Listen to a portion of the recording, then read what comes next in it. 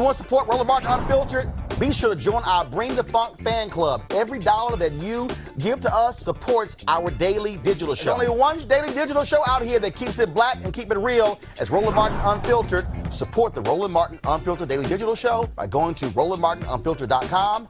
You can make this possible. I'm going to play this video. Y'all, this was 4 years ago. This was 4 years ago. And I want you to listen to what I said 4 years ago, shortly after these idiots put Donald Trump in the White House.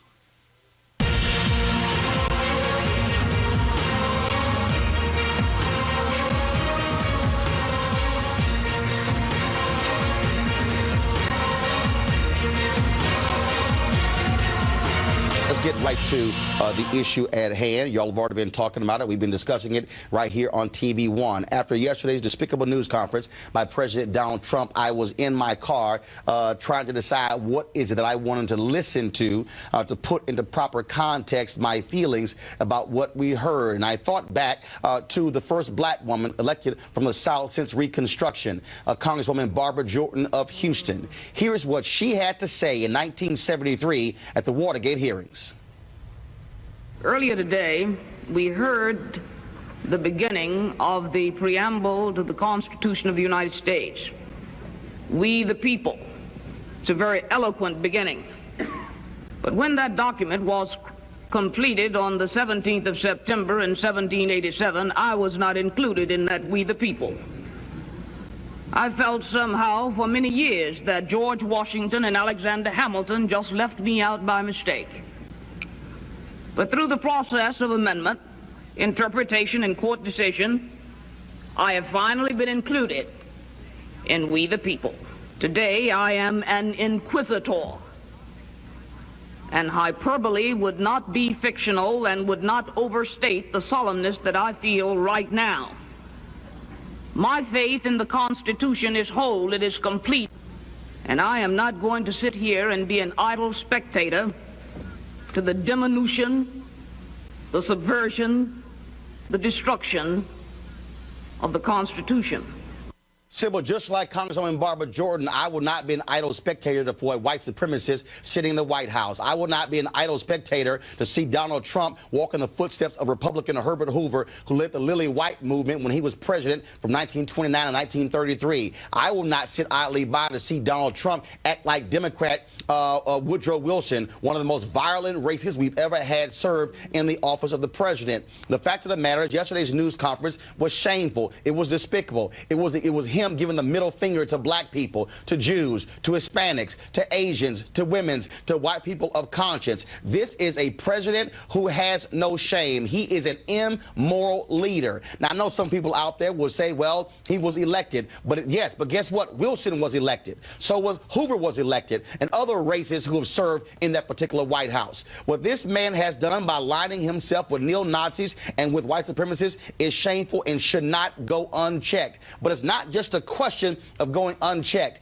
We must do more than simply tweet and comment on Facebook. This is a challenge. This is a declaration of war. Tom, for 398 years, black folks have been fighting this country to ensure that it lives up to its ideals. For 398 years, we've made it perfectly clear we're not going to sit idly by and allow ourselves to be embarrassed and run over and shamed by white supremacists. This is the 190th anniversary of the first black newspaper, Freedom's Journal, which was founded in March 1827. In their lead editorial, they wrote, "We wish to plead our own cause. Too long have others spoken for us." This is a moment where we don't need anybody else to speak for us. We can speak with clarity and with precision as to exactly what is required of us. And what this requires, it requires alphas and kappas and omegas and sigmas, iotas, AKAs, deltas, zetas, sigma gamma rho, the links. It requires the Prince Hall Masons. It requires me, phi, me. It requires people of conscience to stand up, whether you are bougie, whether you are grassroots, whether you are, no matter where you are, it requires black people and other people of conscience to say we're going to oppose any effort to go back to the days of Jim Crow, to go back to the days after Reconstruction when you had the Redeemer movement by Democrats, when the Lily White movement by white folks as well in this country on the Republican side. We have seen this before, and every time it has happened, we fought back. And what that means is it's time for folks to stand up and mobilize and organize. It means that when it comes to the ballot box, I don't care who you are. I don't want to hear anybody say my vote does not matter, because when you see a white supremacist at 1600 Pennsylvania Avenue, all you need, that's the only proof you need to show your vote does indeed matter. What that means is we need people in Virginia, in Tennessee, in Mississippi, in Alabama, in Texas, in Georgia, in Florida, in Illinois, in California, in Wisconsin, in Michigan, in Pennsylvania to say enough is enough. What it means for us to go to city council meetings, county commissioner meetings, state meetings, go to the governor's mansion and say we are going to rain holy hell down on any politician who stands with Donald Trump. If you think we are playing, you're wrong. The previous generation, the baby boomers, they stood up. Our grandmothers and grandfathers stood up. Our mothers and fathers stood up. It is time for Gen X and Gen Y and millennial generation to stand up and say we are going to take this fight on and go after anybody who stands in our path. I will not stand idly by and listen to Donald Trump anymore. I will not listen to a man who is an immoral leader. I will not listen to anybody, whether they are black Republican, who agrees with him, who voted for him, who continues to apologize for him. And you will be name checked, you will be embarrassed, and you will not be invited to anything that involves black people. It is time for us to call people out. It is time for us to realize that we cannot wait. In 2018, we're going to commemorate the 50th anniversary of Dr. King being assassinated. We're going to focus on the 50th anniversary of the Kerner Commission's report on the race riots in 1967. Do understand this is a moment where people are going to have to decide whose side they are on. Are you on the side of righteousness, or are you on the side of bigotry? Are you on the side of just people, or are you on the side of white supremacists? There is not going to be any effort to say I can stand on either one. And I don't care who you are, if you're a Republican or Democrat, you have been served notice. If you stand with this man, if you support white nationalist policies, we are going to take you out at the ballot box and put people of conscience in. Heather Heyer is going to be buried today. She is a 21st century version of Viola Liuzzo, a white woman from Michigan who died trying to help black folks to vote. This is not a black thing or Hispanic thing or Asian thing. It's a conscious thing. This is a battle for the soul of America.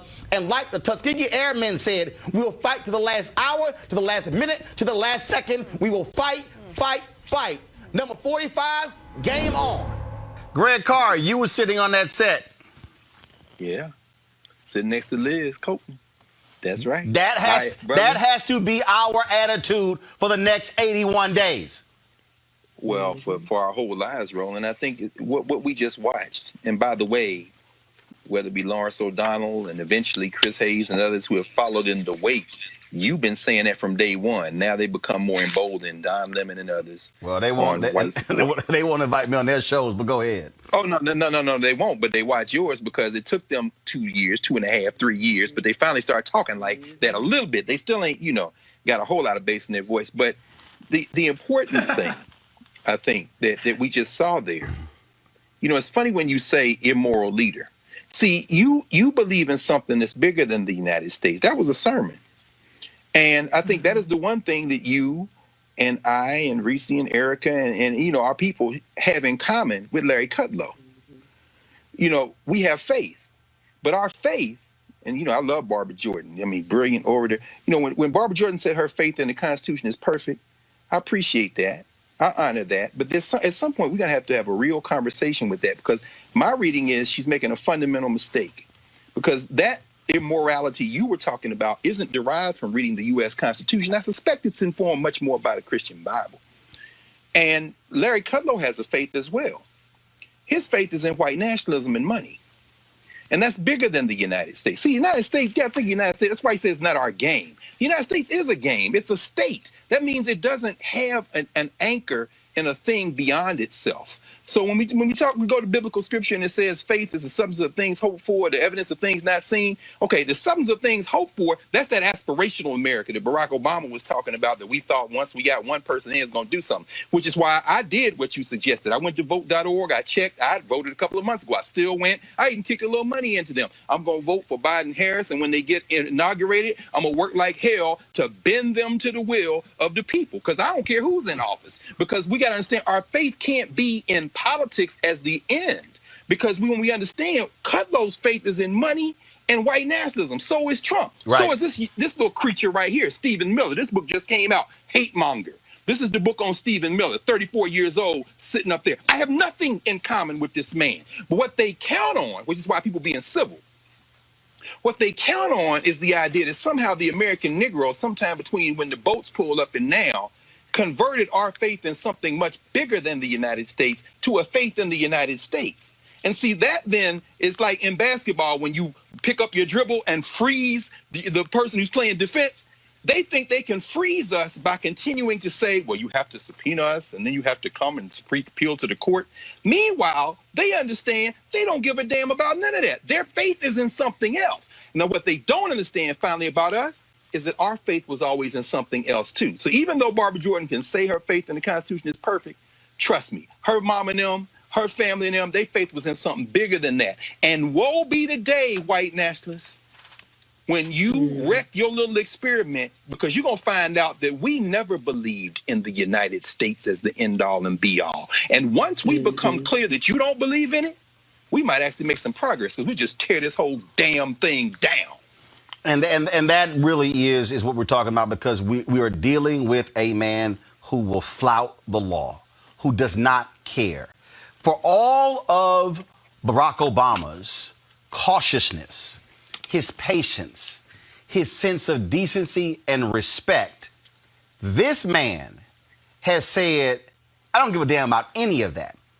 And the white folks who are supporting him, and those few Latinos, and those few black people, and the rest of them, what they are saying is, we got no problem with the thug-in-chief. See, that's why after the next 82 days, I don't want to hear a damn thing for none of them. None of them. See, I don't want to hear Newt Gingrich talking trash about Senator Kamala Harris. I don't want to hear Newt Gingrich, who actually, let me just pull up, because I just want y'all to understand what we're dealing with here. Because when you're dealing with these thugs who have no sense of decency, when you're dealing with that idiot Jerry Falwell Jr., who they had to replace because he was just so pathetic, so-called Christian university. This is what Newt Gingrich tweeted on yesterday. Kamala Harris is such an aggressive personality that she will quickly join Pelosi and Schumer in dominating Biden. As Biden grows weaker and weaker, the election will focus on Harris's radical left positions and her ruthless use of government power to impose radical values. Nobody. Well, actually, I'm going to take one line from Greg. See, Gingrich can speak about being ruthless and using government power, because that's what that thug did. That's what he did when he took out Jim Wright. That's what that thug did. And see, you want to talk about Senator Kamala Harris, aggressive personality? How aggressive can you be when your wife is sick and you cheating on her and you ask her for a divorce from the hospital bed? Oh, yeah, I went there.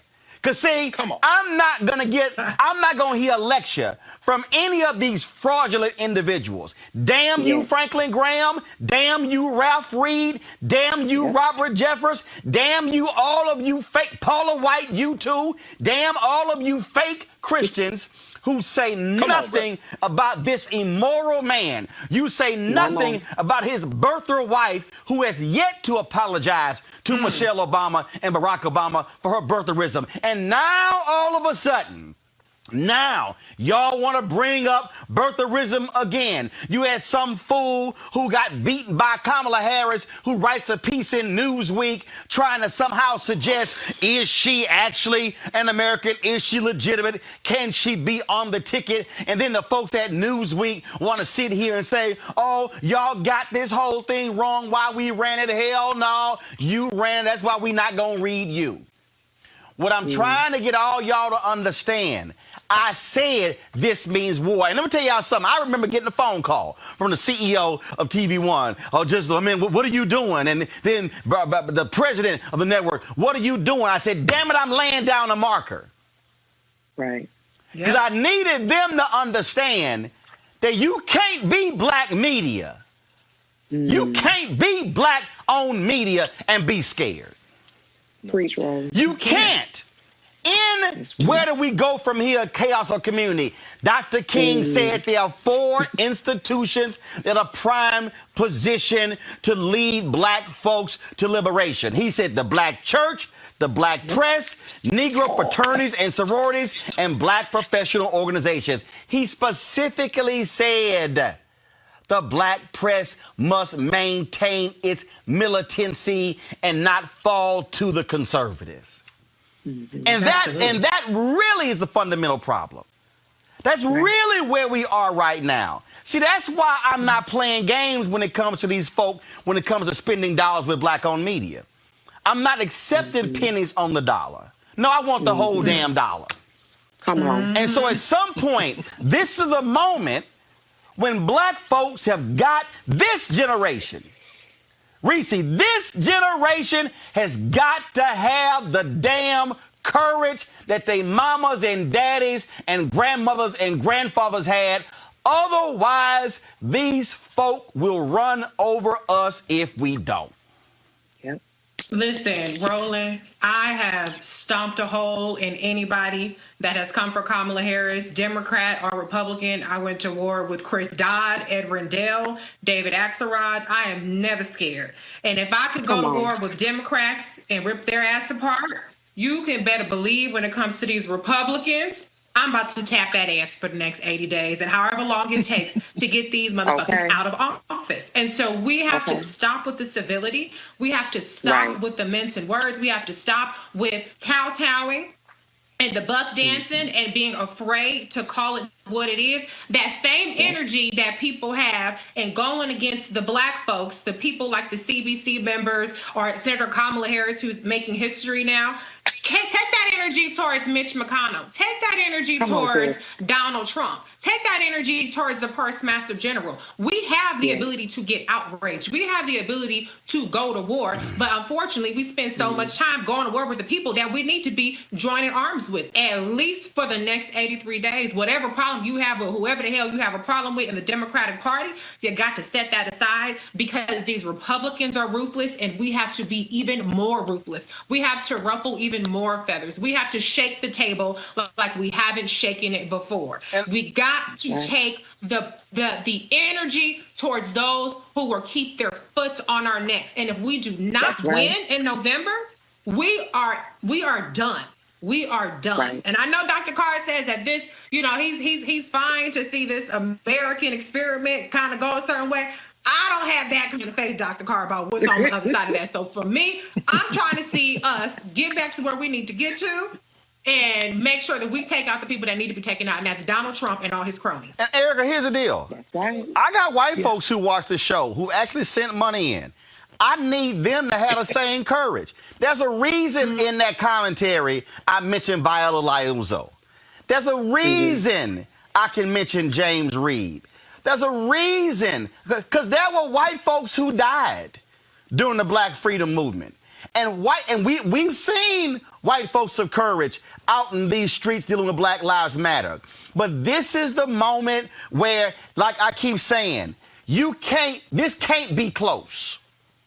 This election cannot be close. Donald Trump and the Republican Party, they already plan to sue. Already. No. You got to beat his ass by 500,000 votes in Florida and in Texas and in Georgia. You got to beat him by 500,000. Like my man said in Remember the Titans, Herman, leave no doubt. That's right. That's right. And, you know, honestly, what you and Reese said, I mean, it's time to pass the collection plate. Listen, this is war, right? Roland has said it, Reese has laid it out, and I'm sure Dr. Carr is going to really kind of put the icing on the cake. But this is war. And for the amount of time, and I have to continue to go back to this because honestly, it's a case against the simples and about it. If you are a simple person, then a simple person would be more relegated to kind of having these arguments and comments in social media, talking about things that don't have any type of bearing over your liberties and over the semblance of freedom that we do have remaining. This is a time to focus. And so again, what Reese talked about is all of that energy that people put towards biting and talking about the 55, I believe it is, members of the Congressional Black Caucus. People talk about folks that are doing the unsexy behind the scenes work as legislators to ensure that there is a voice at the table that is representative of Black folks, their constituencies, working class, poor, rural, all of that. To actually put that energy into, as we've been talking about for quite some time here on Roland Martin Unfiltered, get your voting plan together. Because see, what you're not going to hear in the birther conversation is Raphael Edward Cruz, aka Ted Cruz, who was born in Canada, okay, whose father actually claimed political asylum here in the United States from Cuba. You're not going to hear about the late John McCain that was born in Panama, but you will hear it around Black-facing folks. So honestly, people need to step away from the conversation, calling into question who Kamala Harris is. She's a Black woman, damn it. She has led on the executive level. Anything you need to know about comprehensively around Senator Kamala Harris, go see Reese, go to her Twitter page. She has a few threads that comprehensively lay out these really simple conversations where people are trying to wax poetic about what they don't know about. Listen, if you want to have some semblance of what remains of this democracy come November 4th, get your voting plan together. Shut the hell up with the silly, simple talk that gets you nowhere, that does not get us closer to actually having a national strategy, to actually paving the way into making some real inroads around these different crises that we have going on, as we saw in the Biden-Harris press conference this afternoon, and get ready to vote, period. Greg, this and Greg, and I really need people listening to understand. That's First of all, we got right now. We got it's we about to hit 7,000 on YouTube. We almost got 2,000 on Facebook. But here's the deal, and I did an interview earlier today. The big problem we also facing with right now, and just y'all, for those of y'all who got kids watching, I'm giving you a warning in advance. The fundamental problem is we're being fed too much bullshit from Black media. Oh God. Oh God. We're being fed games. We've been fed music and gossip. Y'all need to understand. Look, we ain't playing here. Greg, this thing for me, when I say it's war, I'm 51. I'll be 52 in November. I'm not approaching this election about me. This is about my nieces and nephews. This is about their unborn children. That's what this is about. And let me also be clear, Greg, and I want you to speak to this here. I need everybody to understand, when I say hashtag fire Trump in November, Roland is not saying I'm going to give the Democratic Party and Joe Biden and Kamala Harris easy. No. I'm not giving them runway. No. Yeah. I need y'all to understand.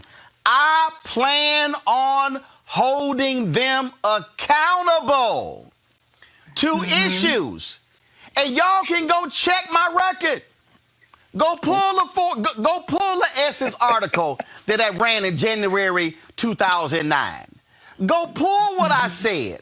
Go pull what I wrote in my book, The First President Barack Obama's Road to the White House, as originally reported by Roland S. Martin. Go pull the 4 years of Washington Watch and the 4 years of News One Now, when I was sitting here holding them accountable. There's a reason I did not get an exit interview.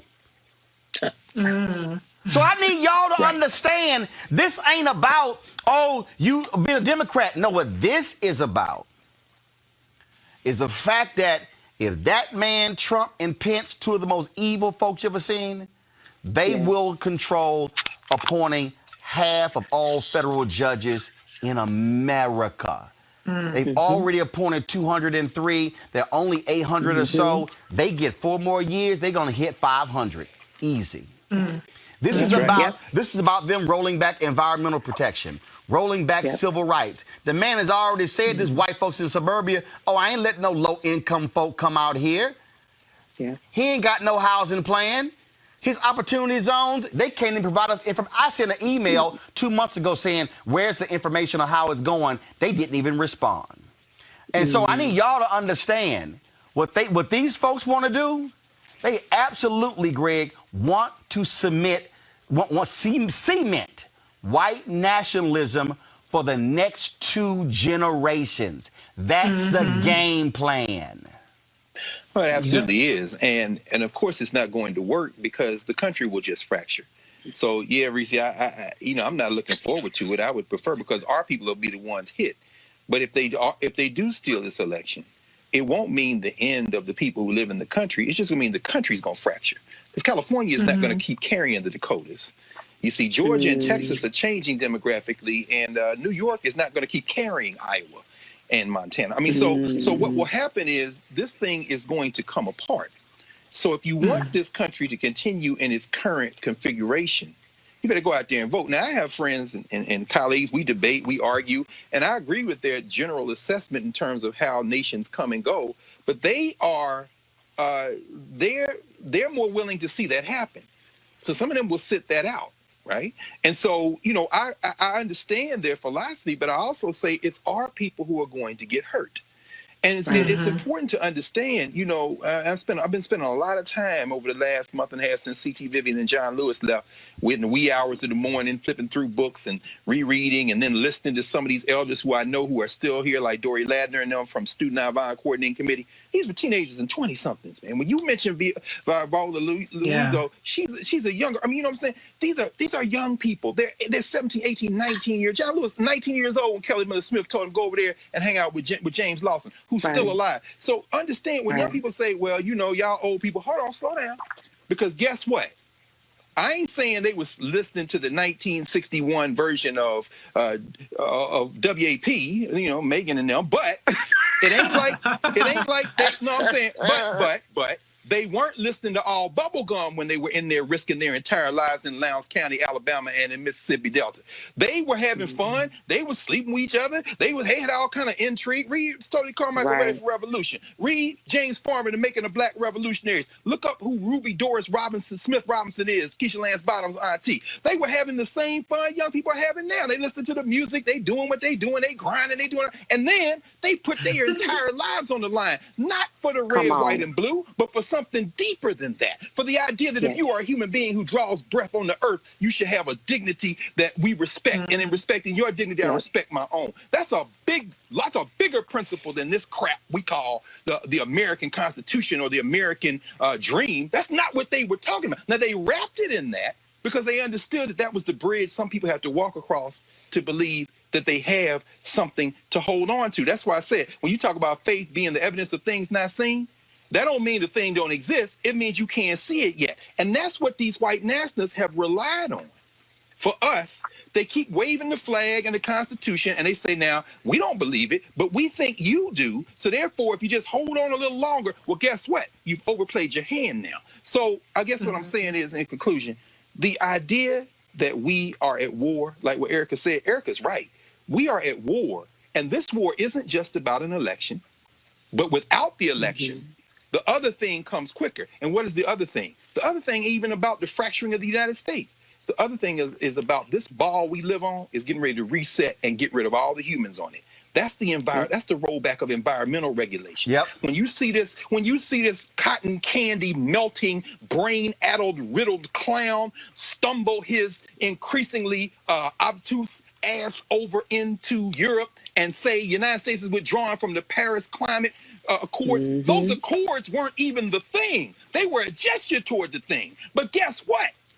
If you get another 4 years of them, you ain't got to worry about what your politics are. And you talk about we can't breathe. Guess what? Can't nobody breathe. Because these devils right here getting ready to blow it up. And the earth is going to be like, we're tired of the species now. Y'all should have contained that 500 years ago. But your cousins that came out of Western Eurasia and messed this thing up, now everybody got to pay the bill. So when you see this little punk mayor, like this little town, oh, Roland, I can't think of the guy's name. In Virginia, they called Kamala Harris, Aunt Jemima today. I mean, you all are so damn racist that you can't see what these young people in Mississippi and Alabama in the 1960s, people like John Lewis and Dory Ladner and Joyce Ladner and their little bit older mentors like Medgar Wiley Evers, you can't see what they see.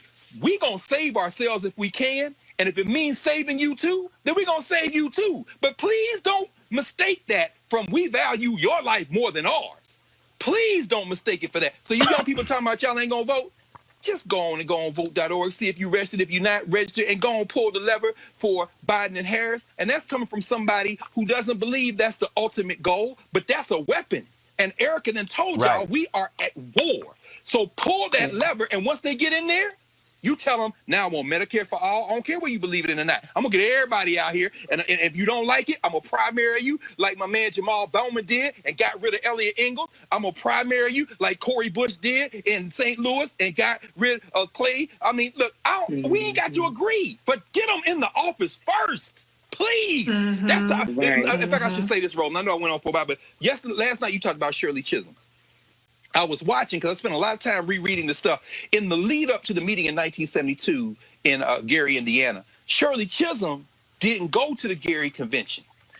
Percy Sutton in New York supported her for running for president, but guys like the Stokes brothers and them didn't support her, and she called them out for being sexist and all that. But in the prelim meeting to the Gary convention, Shirley Chisholm said something very interesting. She said, you know, I don't think we can have a convention where we can all unify because black people have too many different ideological differences. I don't think we can come together. And, you know, whether she was right or wrong, that's something that we're going to have to address. Because on some things, like this next 80-some days, we're going to have to be like Marcus Garvey, whose birthday is Monday. We're going to have to be one God, one aim, one destiny. That we can fight all the way to the poll, vote, fight all the way back, and then keep fighting. But damn it, if you don't do this right here, it ain't going to be no poll to vote for because the flood coming and the sun going to bake your ass. And the next thing you know, we can have this argument in the ancestral realm because it ain't going to be no place on earth for us to live. Let me close this out this way. I saw this comment on YouTube by Mike Locke, and he said, well, Biden, Harris aren't the ones to believe in. Let me just, I said it on Instagram, and I said it now. Y'all, it's two choices. Y'all are more than happy to bring up the Green Party and the Libertarian Party and anybody else. They ain't got no shot. It's two choices. Trump, Pence, Biden, Harris. Right. Your thinking should be, of those two choices, which one am I more likely to be able to talk with and push to get what I want? Trump, Pence, or Biden, Harris? That's right. This is not saying, oh, I'm in love with Trump, Pence, and Biden, Harris. Exactly. This is not about I'm good with Trump, Pence, and Biden, Harris. What this is about is who am I likely to see in voter suppression? Trump, Pence, or Biden, Harris? Who am I likely to see support police consent decrees? Trump, Pence, or Biden, Harris? Who am I more likely to see with a housing plan to increase black home ownership? Trump, Pence, Biden, Harris. Who am I more likely to see put in their budget funds to deal with black women and the troubling issue of having children? Trump, Pence. That's right. That's right. The so-called pro-lifers and Biden, Harris. Who am I more likely to see reinstate the Obama-era law that protected black people from auto discrimination? The team that actually reversed it, Trump, Pence, or Biden-Harris that actually had it passed when he was vice president? Who is more likely going to advance civil rights? Trump-Pence, who's rolling it back, or Biden-Harris? See, these are real basic. These are real basic and fundamental. And so what you have to say is, okay, I got to make a decision here. And what I got to say is, these are the issues that I care about. Okay, and okay, who am I going to go with? And as Greg said, when I do it, I am then going to put pressure on you to ensure that you do it. Right now, who's ignoring you? Trump-Pence or Biden-Harris? Who has actually talked with black media, which means talking to black people? Trump-Pence or Biden-Harris? That really, folks, is how you make decisions. I don't have to like anybody. I don't have to love anybody. But what you do have to do is like and love yourself. Yes, sir. Right. And your children. Right. And your nieces and nephews. And your aunts and uncles. And your mamas and daddies. And your neighbors. And your frat brothers, your sorority sisters. And your church members. And your Boulay brothers. And your Prince Hall Mason brothers. And your Eastern Star sisters. I can go down the whole line. You got to make a decision. Do I love me and my people enough to actually use the one thing that they've been trying to take from me? And if they have worked that hard to take your vote, if y'all realize Desmond and Sheena Meade spent 10 years trying to get Amendment 4 on the ballot and approved in Florida? Y'all, 10 years. And when they did, Florida Republicans changed the law to make it harder to get ballot initiatives. They were fine with Republican ballot initiatives, but they made it harder after those black folks with the Florida Rights Restoration Coalition aligned with white people in Florida and Latino people in Florida and Asian people in Florida, and that sucker passed more than 65%. The Republicans like, no, hell no, we gonna make this even more difficult. Y'all, it took them 10 years. And they are still fighting it. So you gotta vote. You gotta say, who's with that amendment? Trump, Pence, Biden, Harris. That's right. That's what you gotta decide. And then what you gotta do in this COVID world, I need every single one of y'all to do this here. I need every single, y'all, it's 6,785 of y'all watching right now on YouTube.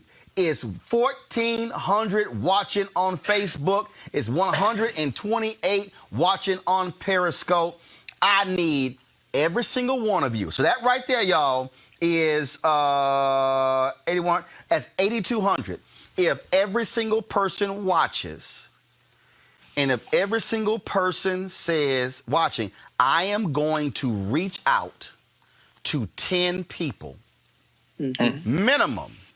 That means just the people. I need y'all. Y'all, I need y'all to listen to what I'm about to say. See, I love it when God just drops it. There are 8,200 people watching this show live. If every person watching this show reaches out to 10 people who are not registered to vote, just the people watching this show will reach more people than was the winning vote margin for Donald Trump in 2016. 8,200 people times 10 is 82,000. Donald Trump won by 78,000 votes. So just everybody watching, you could, if everybody does 10, you could actually get more people registered than the actual vote, the margin of victory for Trump in 2016. All I'm asking you to do is reach 10. That's all. Every one of y'all know at least 10 people. That's all I'm saying. You can't, and let me be clear, you cannot be in a war if there are no troops to fight the battle. That's right. You can't keep asking for generals to come up with the game plan, the battle plan, to then rally the troops if ain't no troops. That's why we all got to be in this thing. And it's the same reason why, look, y'all got to tell, I need all y'all tell them, watch this show. Tell them folks, stop watching mess. Turn them damn reality shows off you see on OWN and VH1 and TV1 and all them damn networks. All they are doing are feeding us nonsense every single day. I don't care. I don't watch, I don't allow that bullshit in my house because if it ain't feeding this, it's two things. It's two things, y'all. Fertile minds will grow, or if you infect fertile minds with weeds, it would destroy the soil. Yes. That's why we do what we do. Folks, back to that Roland Martin Unfiltered video in just one moment. It's 6.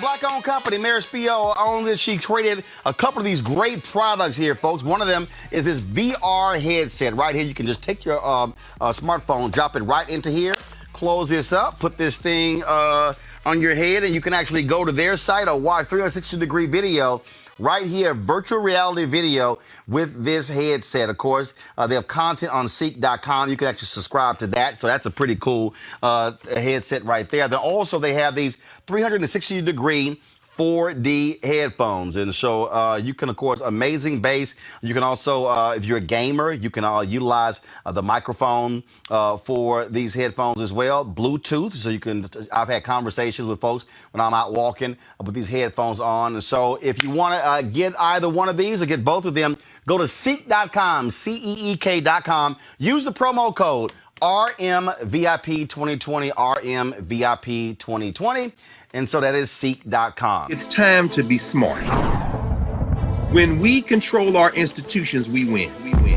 This is the most important news show on television of any racial background. Y'all put $2, $3, $4, $5, $10, $15, $20, $30 on this and keep this going. What you've done, Roland, since this crisis came out in full bloom. Anybody watching this, tell your friends. Go back and look at the last 2 weeks, especially of Roland Martin Unfiltered. I mean, hell, go back and look at the last 2 days. You've had sitting United States senators today, Klobuchar and Harris. Whatever you have that you can bring to Roland Martin Unfiltered to support it, please do, because this information may literally save your life.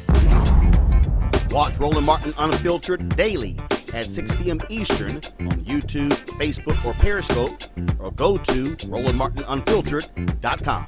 Support the Roland Martin Unfiltered Daily Digital Show by going to RolandMartinUnfiltered.com. Our goal is to get 20,000 of our fans contributing $50 each for the whole year. You can make this possible. RolandMartinUnfiltered.com.